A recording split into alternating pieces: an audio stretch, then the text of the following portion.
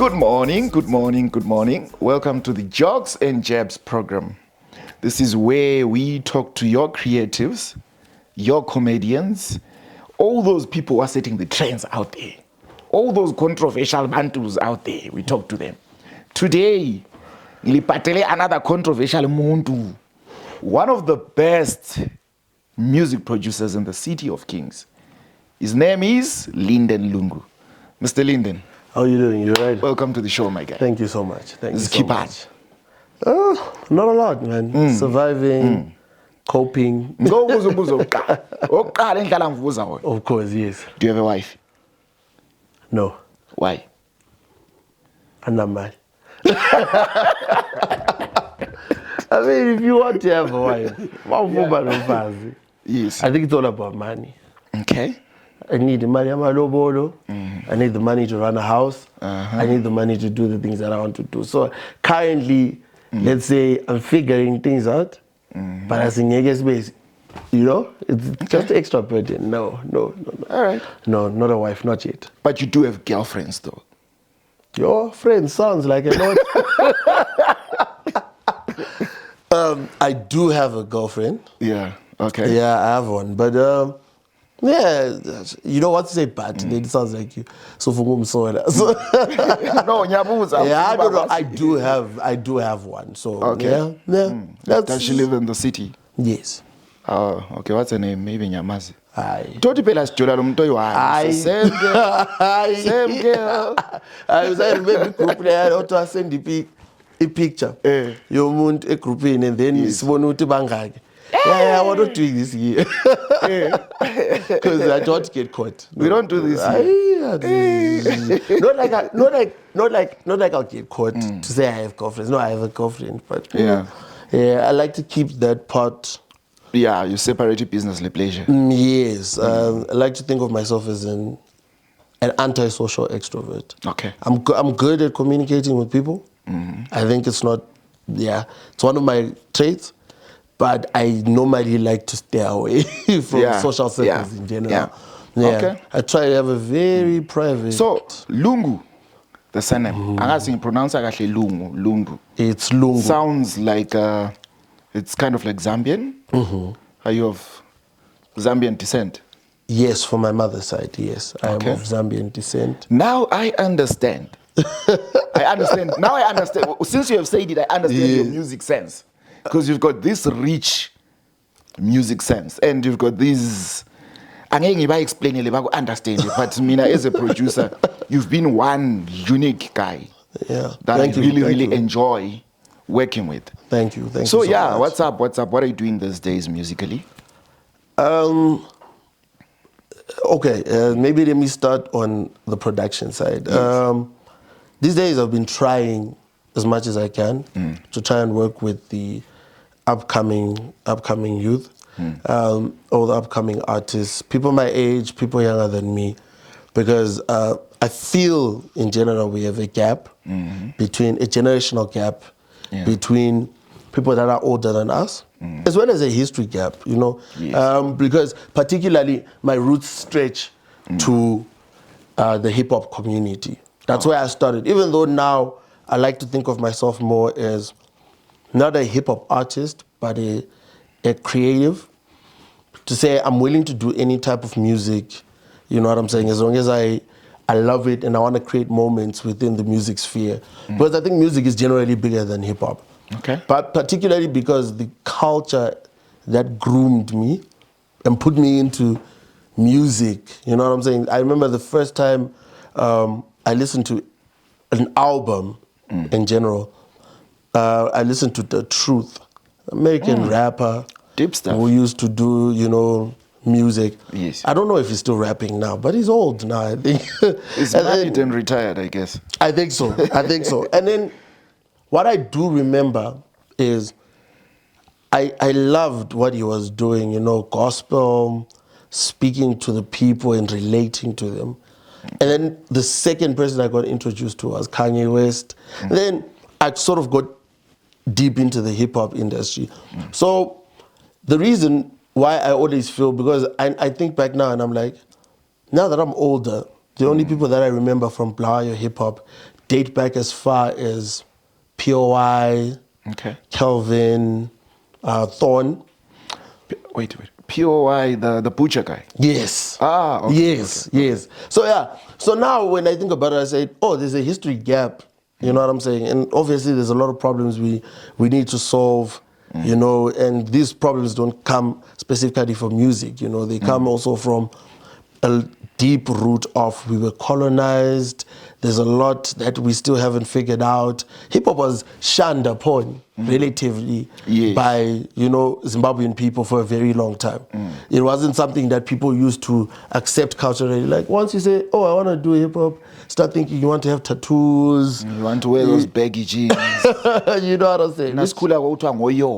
Exactly. You know, so now when you think about that now, you say, oh, the narrative is changing. Yeah. And I just have to play my part. So as a producer, I created what I call the Memeza Network. Okay. Let me say I inherited Memeza Network from Youth Trust. Okay. Then I incorporated it with what was already my own running company, which is Reckersville Entertainment, where I've always tried as much as I can to use the little resources that I have to help out, especially with upcoming artists and trying to give them a sense of this is home within the industry. But musically, I had not really been operating since 2022. Okay. You know, I just felt I needed to sit back, regroup, and then get back into the scene. Now, I think this year I just managed to release 2 singles out of the 3 singles I want to release so far. Then work towards maybe a solid body of work. Because up to today, I don't have an album. I've got mixtapes, I've got compilations, but not a solid body of work. And I feel maybe because when I was young, I always felt like I didn't have a strong enough character or a sense of self, which I felt I could tell people, oh, this is me within 16 bars. So it was always difficult. But now I feel like I'm in a place where I now have an identity, I know who I am, and I think I'm ready for the world to know who I am as well. Okay. So, speaking of the hip-hop industry, you are one of the few, I can say, I've been to your studio. Yeah. It's kind of like a hub. You find all these young people, maybe 20, 30. And what surprised me was that most of these people are extremely talented. Yeah. Most of them. Let me just say 70% of the people are found there. Yeah. But then, I don't see that music on the national charts on TV. And hip-hop seems to be dominated by some Harare guys. Yeah. They've got something that they are calling hip-hop. Yeah. Which according to me as a producer and all that isn't always is their own type of hip-hop. So what's stopping you guys from competing with those guys? Taking out your stuff, taking the game to them. All right. I'll just answer your question in 3 parts. For starters, resources. Okay. Let's start from resources. To say most of those talented kids that you're talking about don't have a place to start in terms of solid releases, which makes it difficult. But also, I think the bigger problem that I've noticed also is just a general reception of how people take young kids that are giving out music. In the sense of, I've almost, I think, fought with about 3 or 4 parents about, oh, my child doesn't come home, he'll be at the studio, and all of those things. Because I don't think parents look at making music as a career prospect or something that you need to be doing full-time or anything like that. So because of that, it also slows their progress. Their creation process is also affected because let's say if he gets a Saturday off, this is about 7 people that want to come into the studio on a Saturday to make music. And then you find you need to divide the time equally for everyone to get a chance.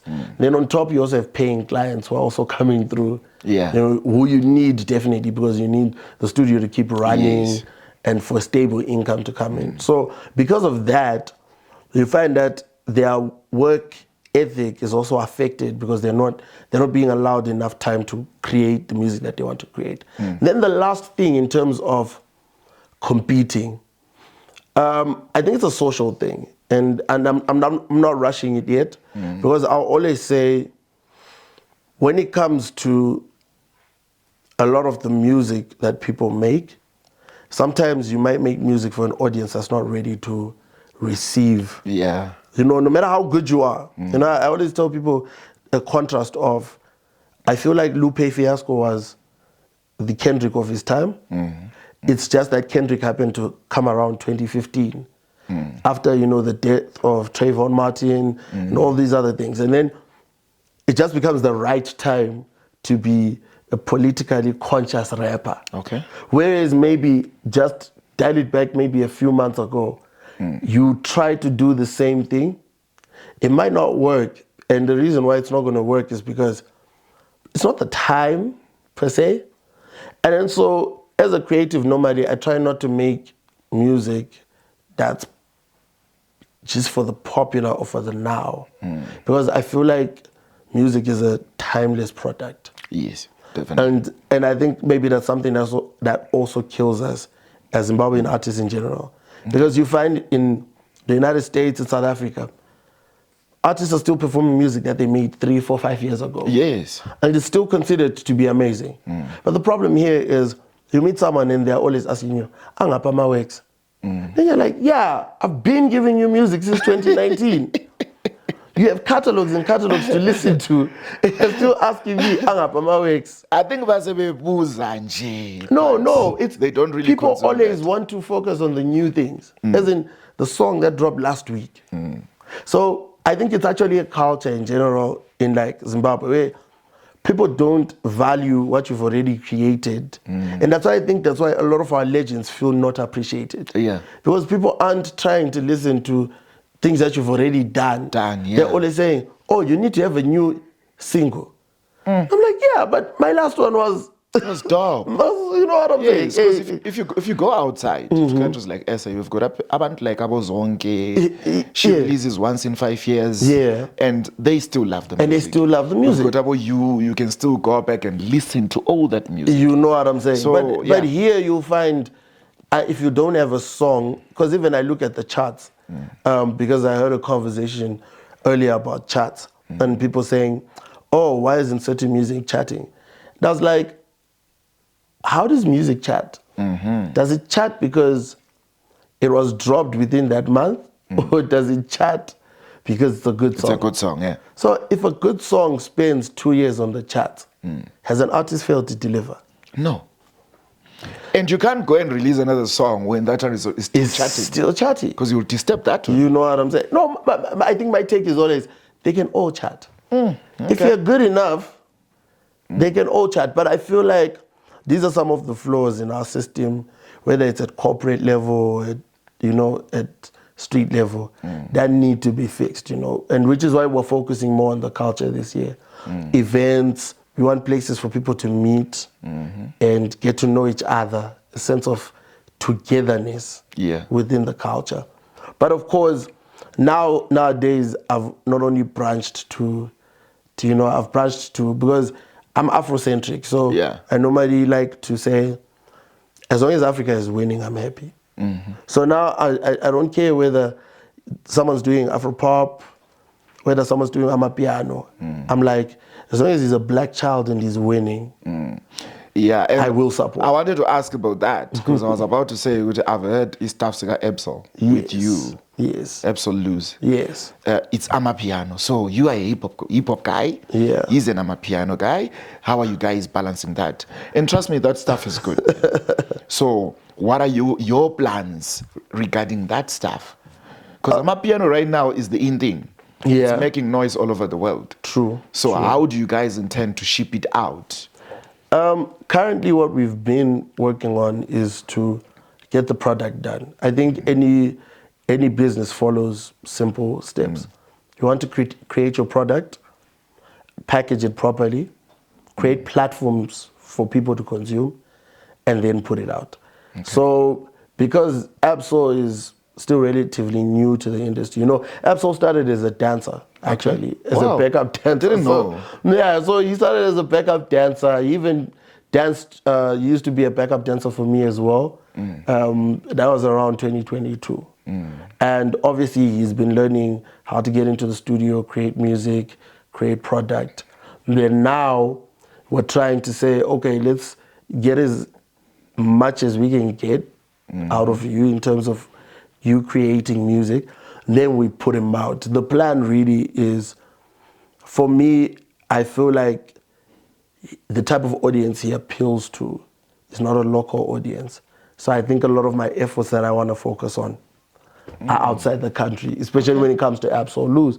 But then you also have, other kids who are doing genres that could also be for the local market. Yeah. But it depends on who it is. You know. Yeah. Speaking of dancing, I didn't know he started as a dancer. Oh, he started. Because boy really he's got good pipes. So you know who else started as a dancer? Who? Machivan. For real? At some point he was a dancer, he was a drummer, something like that. So you see, with my talents, do they start? Yeah, they always start from somewhere. Personally, I started off playing drums in church. Okay. Yes. And yes. Speaking of which, yeah, I would like to know, the people would like to know, Uti, how did you get into the music industry? Where did this all start? I know I'm taking you back. All right, so initially it was church. I started playing drums in church. And then I learned a little bit of the bass guitar as well. Started playing. But I always felt I wanted to sing. But because I was a better drummer, I got more chances to drum than to sing. Okay. Then eventually I went to, I was past my O-levels, went to A-level. Then when I'm at A-level, I started to get a bit more opportunities to explore my musical side. I've always been insecure about my singing, especially. So when I started rapping, I had a friend of mine called Lynden Lungu. He then used to call himself OG Dallas. Now, I grew up watching the ASAFs freestyling at DGV with Nabot Rizla and all those guys. So I was always like, oh, where do I fit in? Then I did my first song. I deleted it, actually. I went to studio. I recorded a rap song. Then I deleted it, and it was because I was afraid. I was like, oh my God, what am I doing?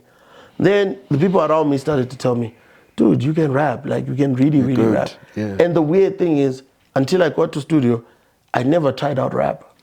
I listened to rap songs. I done all, even tried to sing and all that, but I never rapped. Then I started rapping. The first person to notice me rapping was a guy called Ephraim Bofu. And he had a company called Fat Sound Music. And then he said to me, no, come to the studio. I want to give you free studio time. I want you to record. Then I linked up with another friend of mine called Train.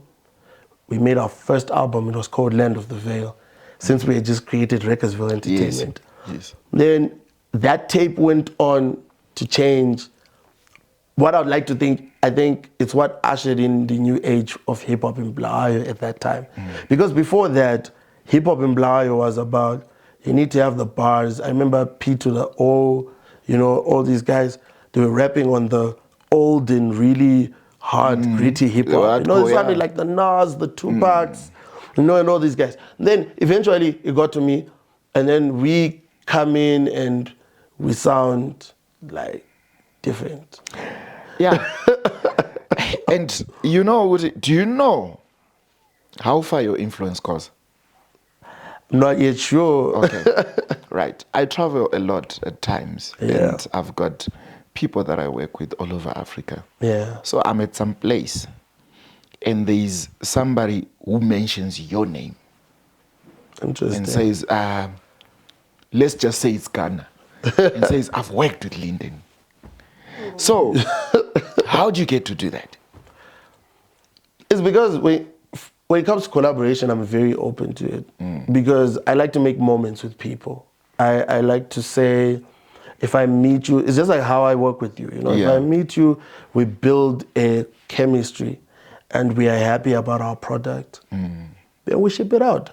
Especially like because one of the first people that noticed me was Thorn, Big Tim Baspanda from Kurumani FM. And, he's one of those guys who's really shaped my career and how I'm going. So, yeah, of course, it's one of those, when I see other people, I don't think about, like it's competition. I'm like, we can do something together. Yes. Because you definitely have something that I don't have. And I might have something that you don't have. And if we put it together, we're definitely able to do that. But I think also the other thing is I really need to shout out to my fan base. These guys, I think, are the most diehard fan base I've met in a while. They make me comfortable, because I remember there's this show that we had last year on the 26th of December. And I thought no one was coming. I was worried, actually, because I was like, what? Because on that same week, there was Duke and Slay, Munch and Sip. If I'm sure, there was also like a homecoming show with some SA artists. So we plan around the event. We go to CSC, we get the sound system, we put everything in place. Then people start showing up. Cars start parking. The whole place is full to the brim. We actually ran out of drinks at the bar. And I'm like, what? And then I start thinking, I'm like, all these people sacrificed going anywhere else and decided to come to this event. So, it's also, that's why sometimes I keep quiet when people have this conversation about Bulawayo artists to say, people don't support us or people don't come out. And my only analogy to give for that is Bulawayo is a very small population. If someone in South Africa because South Africa has probably 3 to 4 times our population. Yeah. So if someone in South Africa pulls 2,000 people to a show, and you're in Bulawayo and you pull 200 people to a show, yes, or 300, can you be termed not successful? You are, because of the numbers. Who do you want to attend except the people who are attending? Because we're looking at the population. How many people do you think support a certain genre of music in a particular place? So impact can never be measured with the same benchmark.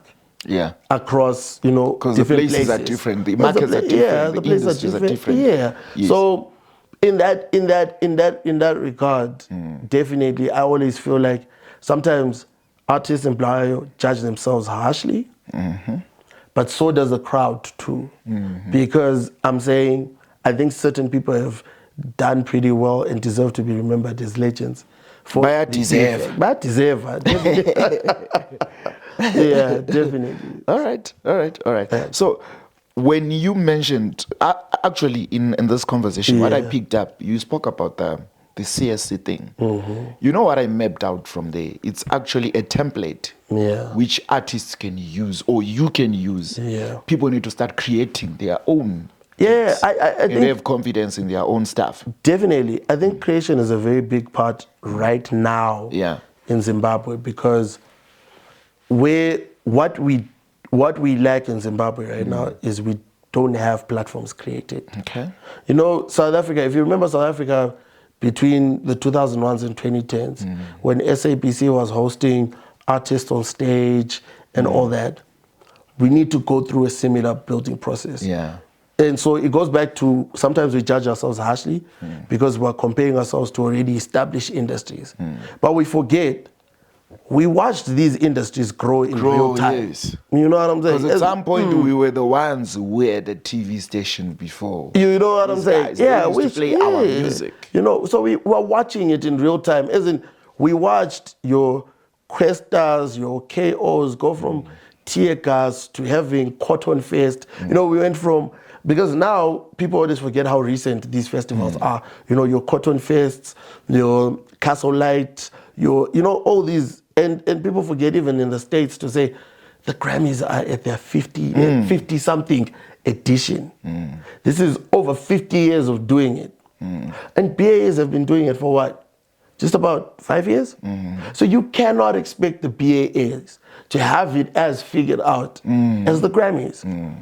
Because they're in totally two different spheres. Yes. For starters. This one is still a baby. This one's been running for 50 years. So even as an artist, sometimes when you put your benchmark, You're competing with established artists that you grew up as a child looking at. Yeah. How can I be surprised to see Sandra Ndebele as the star as she is now when I used to watch her on S01EP03? Yeah. It's now my chance to be on S01EP03 and also work it out until I'm as big as her. Yeah. And then when I'm at 40, I can call it success or failure. Okay.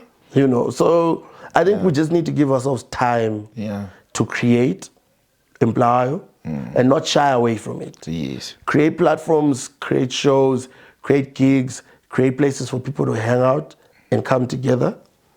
And then let's watch those things grow. Ah, nice one. Yeah. Nice one. So in conclusion, Yeah. what is it that you have that is coming soon? What's in the pipeline? As well as a word of encouragement for artists, upcoming artists. Am I allowed to tell them what we have coming? Yeah, you can tell them. You can tell them. One of the projects that's in the work, like I said, I was never comfortable with singing. Now I'm a bit more comfortable with singing.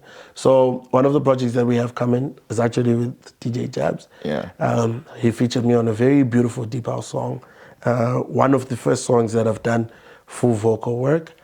Recently, I've been on Afrobeats, managed to release Downfall and another one called Follow. And right now I'm working on one called Leave, which might be coming soon. For anyone watching this interview, I'm sorry to disappoint you guys. I initially wanted to drop my album this year, my first studio album. However, because of everything that I'm trying to do, even at cultural level for the hip hop community, I'm going to have to postpone the album again, probably till 2025. And then maybe work from there. But my word of encouragement to all the kids that are doing these things and to people like myself, and even people that are older than me, is keep doing it. I think a machine is like the body. The day the heart stops pumping, or the liver stops processing, or the spine stops supporting your body, that's the day we truly lose. So just think of yourself as a small piece in a big machine. And if everybody keeps doing their job, that thing is going to be successful. So we need to keep doing. Don't worry, if there are 5 people at your event, cater for those 5 people. At least you're doing something. Yeah. Then let the other person do something. And then, because I think the notion in general, people say, oh, let's unite, let's be together, you know, that's what people always like to say. Or like, let's collaborate. I'm saying we can be united without having to visibly collaborate. You know, like I have some of my older brothers who I don't even have music with. Like I didn't even have music with you personally. But we've been working together, you know, promoting each other's music, recording at each other's studios, you know, and a lot of those things. So support goes beyond, oh, let's make music together. Being united goes, oh, let's make music together. It's, Jebs Yakula is in the hospital, I need to visit. Yes. You know what I'm saying? Jebs just released a video. I know someone who loves Amapiano, or someone who loves deep house, or you know people that love hip hop. And you say, oh, why don't you listen to this artist? Yes. Yeah, so I think in general, let's keep doing what we're doing and it all pays off. Nice one, my guy. That's literally it. Thank you so much for joining us today. Thank you so much for having me. For taking time out of your busy schedule. I enjoy it. And in closing, discussion for another day. This guy has got a song, Etiona Track Saved My Life. Thank you so much, guys. It's been a pleasure. From your boy, DJ Jabs. This is the Jabs and Jocks, or Jocks and Jabs broadcast. So, next time.